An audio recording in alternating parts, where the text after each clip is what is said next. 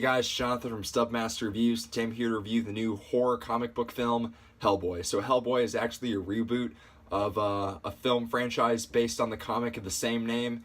And the original two films were directed by Guillermo del Toro, and he did a fantastic job with those films. Matter of fact, both are cult classics. That being said, I was really excited to see where a reboot would take the character and to see if they were going to go more in-depth with the comic book source material and stay true to the comics. And I was really excited to see what Neil Marshall would be able to do with an R rating. That being said, a few days before the film came out, it was getting wrecked by the critics, and that's never a good sign, so I kind of braced myself. I really tried to set myself aside from those opinions, and I have to say, I don't know if we saw the same movie because I really enjoyed the hell out of Hellboy, no pun intended.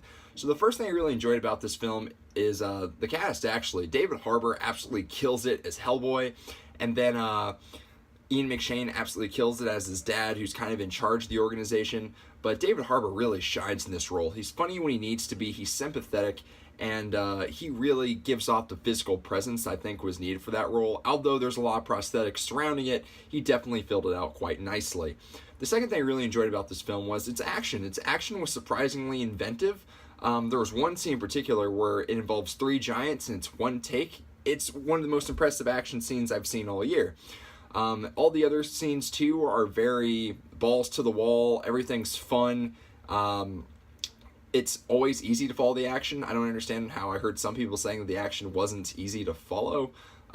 Maybe I like frantic action, but it really worked for me.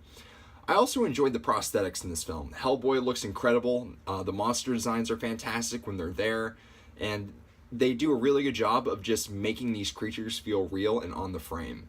That being said, I really had a few issues with Hellboy 2 that I thought brought it down from being a great blockbuster.